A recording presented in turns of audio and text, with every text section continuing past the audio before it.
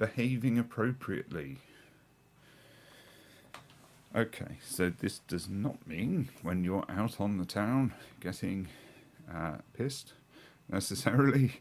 That's not what this is talking about. This is in your natural, normal waking state. Obviously, if you have a problem with addiction in some way, where if you have engaged in the substance misuse that has led to your addiction in the first place, and it has an effect on your behaviour, you might put that in here, but you need to be very clear about it. But it doesn't, generally speaking, doesn't mean going out and being silly or anything like that. It's more about how your mental health or neurological health condition or cognitive condition might affect how you behave with other people. So that could be something from if you have a learning disability where a person might, behave sexually inappropriately towards other people because they have a kind of conflict in terms of their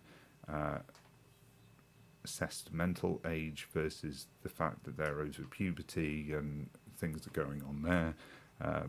It could be something like a person has quite severe Tourette's, for example, and behaves or does things either in a way that causes distress and upset for other people, but might obviously cause distress and upset for the person afflicted as well. So there's those kind of things. It's not just behaving aggressively or acting in an unusual way.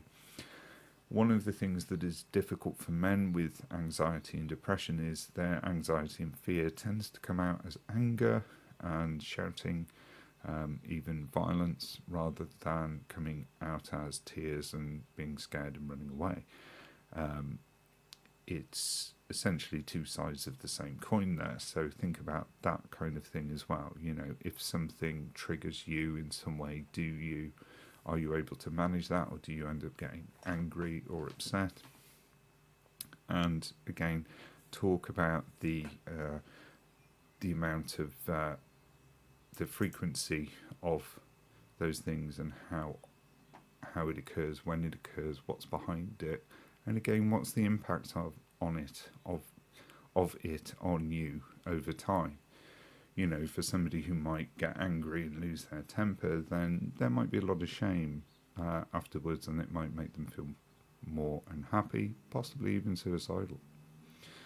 So there's those kind of elements to think about.